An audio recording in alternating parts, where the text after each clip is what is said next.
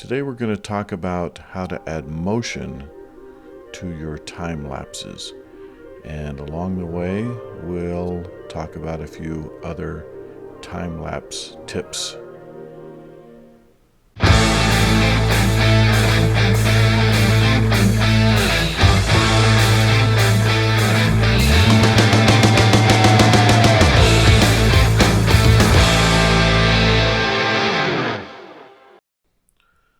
So a lot of times when I go out, I'll use every camera I have available to me at the time. Sometimes I have one set up that I won't use. In this case, I didn't use my A7 III, and I didn't use my smartphone. I used the smartphone to just take that little clip of the 3-camera setup. But I'll set up every camera I have. You can do a nice time lapse on a smartphone as well. And I can show you how to do that in a future tutorial if that's helpful. The other thing you can do is make sure that you are shooting at the highest resolution in RAW. The only reason not to do this is if you don't have the ability to process the large RAW files, or if you're in a hurry to get something for social media or something where you can just collect it to the camera. So here's some recent time lapses I've done. These are the ones that I just show you. This is the one with the Ronin, for example. And if you look at the properties of this image, it's a 6,000 by 4,000. So it's a 6K picture, which means that you have room within that picture to do a lot of things. And when you downscale it, you're downscaling it to 4K, so it has really great resolution. And you also have a lot of dynamic range. In addition to using all your cameras and shooting in RAW, you need to use an ND filter when possible, especially if you have a lot of fast-moving subjects in it. And you can see that in a number of things that I've done, including the most recent tutorial. Here's one. Let's see. We'll shoot this one.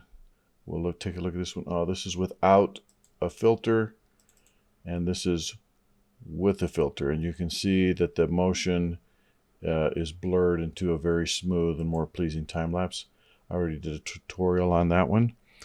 The other thing you can do is use LR Timelapse. And I can do a tutorial on this, although the best tutorial is probably done by Gunther, the guy who created this amazing software. And using LR Timelapse, you can minimize any flicker, which can be a big problem with time lapses, and exposure ramping. You make a nice smooth ramp from one exposure to the next. Again, I can show you how to do this, or you can look up LR Timelapse and get some tutorials from the creator of it, this guy's probably a genius. And I'll also put a link to LR Timelapse. So if you're going to do these professionally and you're going to do them, a lot of them, then you really need to buy LR Timelapse. And again, I can show you how to use that in the future. Another thing that you need to do, well, you don't need to do it, but I think it works out really good, is to add motion. And there's several ways that you can add motion. As you can see here, I used, for example, I used a gimbal to do a panning time lapse. You can also use a slider, and there's some good examples of, here's an example of one that I used at a slider at a lake. And then you can use keyframes. And today I'm going to show you how to use keyframes. So first, let's, okay, so we're going to do this in Premiere Pro, but you can do this in any editing software suite. All video editing, even the ones that you use on your smart devices, will have a way to put in keyframes. Again, we're going to use Premiere Pro as an example, and I'll show you how to do that right here. It's quite easy. So, for example, I don't want to use that one. Let's use the G9. So first thing we're going to do is import this sequence of pictures. And make sure that you have image sequence selected so that it brings them in as a sequence and not as individual pictures. And this is set at 29.97 frames per second. And I think I want to do that at 24. So we'll go to interpret footage, put in 24 frames there. That'll fix that.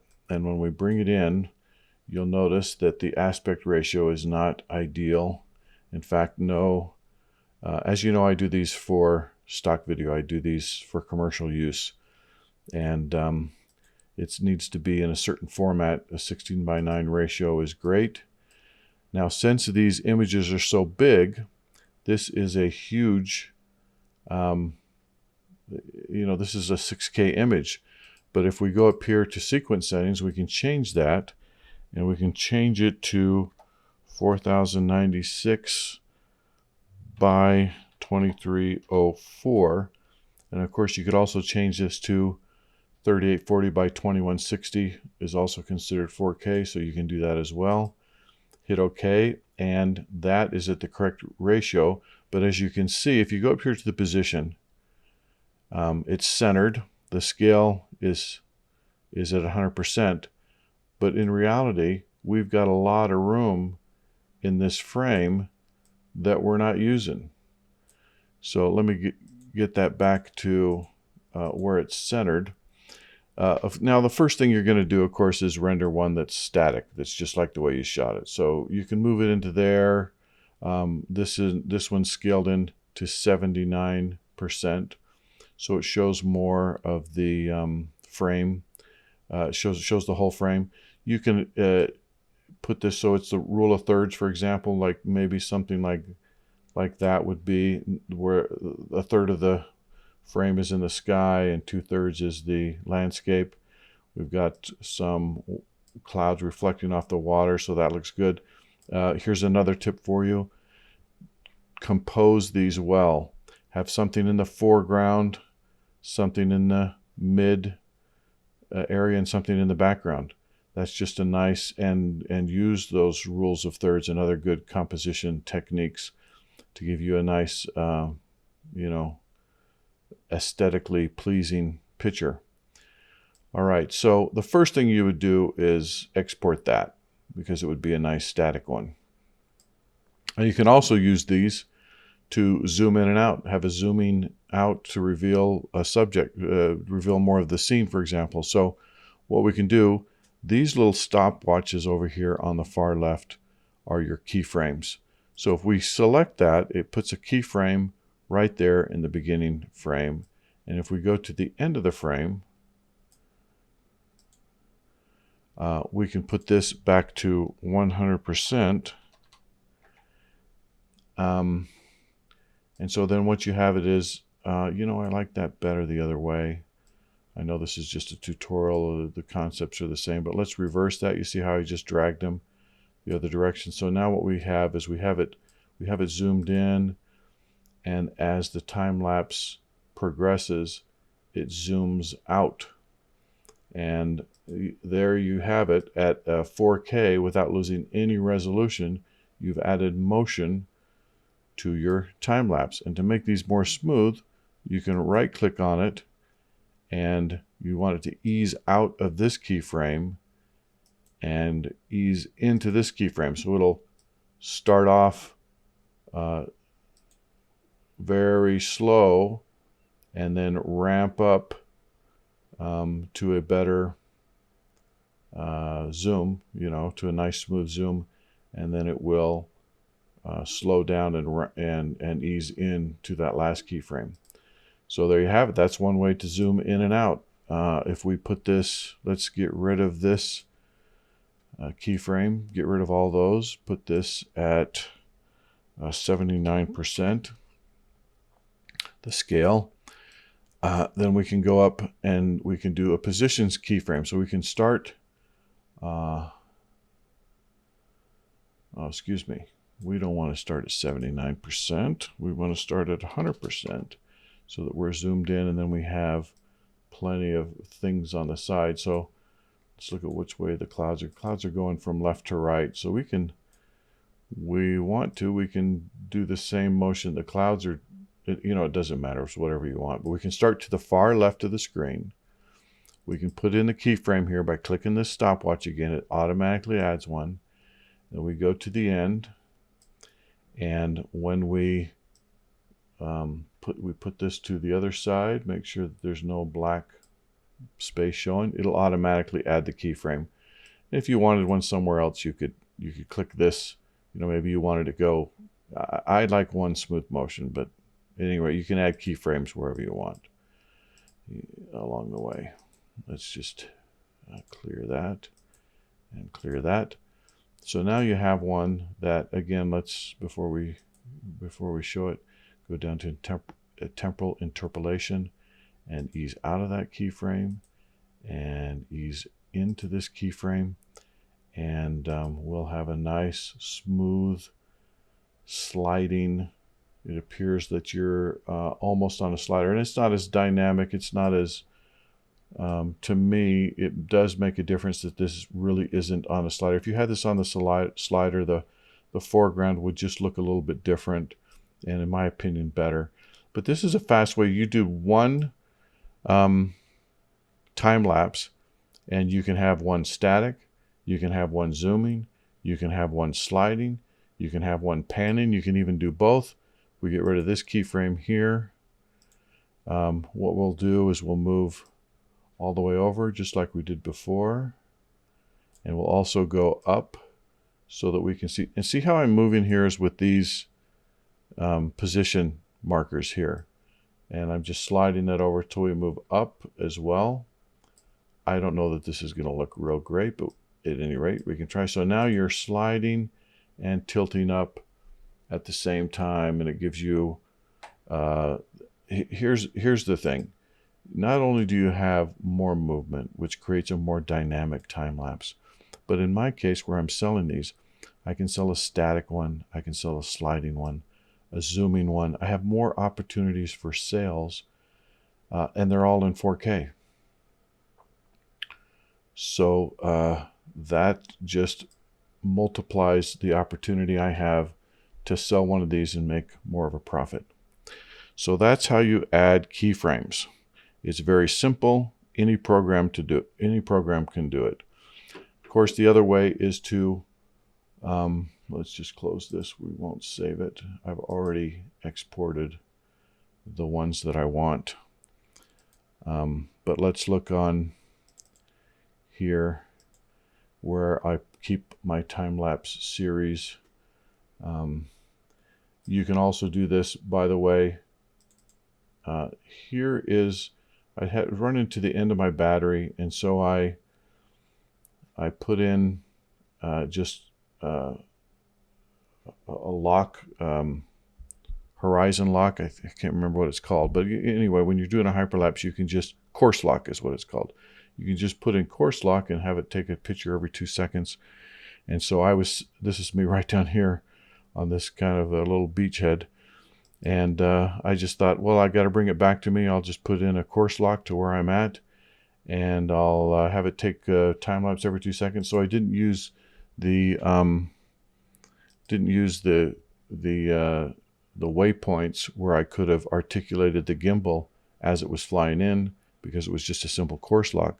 But after the fact, I can do that if I'd like, and I'll show you how. By the way, let me just tell you one more tip. It's probably best if you keep all your raw images and all your JPEGs after you export them. But I'm doing this for profit, and storage costs a lot of money. So I don't keep the raw images and I don't keep the JPEGs. And there's probably people out there going to say, well, that's foolish to do. What I'll do is I'll export the entire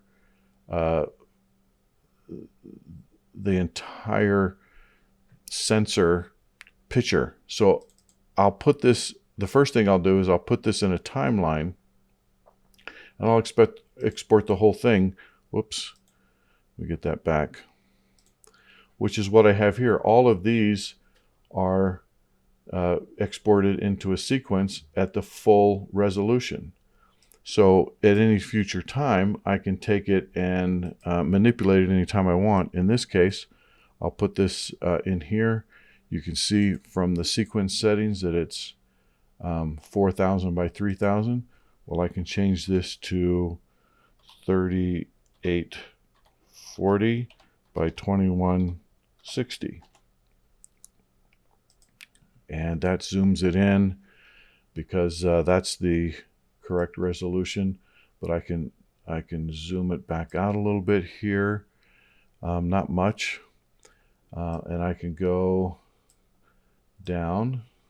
I can start down here by this boat as an example and put that in a keyframe, and then at the end I'll go back to my keyframe here.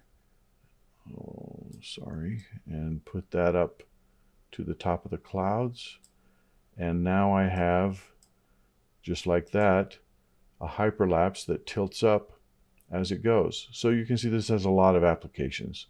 You can use this for a lot of alternatives, and if you wanted to reverse that, you could. You could start at the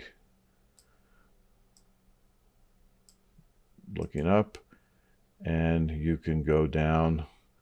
Maybe you have a subject down here that you want to highlight. So you can add movement even to a hyperlapse after the fact, as long as you have the full resolution base, so to speak. So I keep all of these, and then what I do is I delete the pictures. I delete the JPEGs and I delete the raw images. I realize that this is a bit of a risk to lose some of your work. I feel like this is a good enough copy for me, and I just don't want to pay. The time lapses I did yesterday, if I kept the raw images and I kept the JPEGs, we're talking about, for those 3 cameras, 10 gigs of data. And over time, that builds up very quickly, and you end up losing some of your profits paying for storage. So it's a bit of a risk, but that's how I do it. I'll export the full-size images into a full-size video file, and that's what I'll use as my backup, and it just saves me a lot of space. So there you have it. Hope you enjoyed this, and thank you for watching.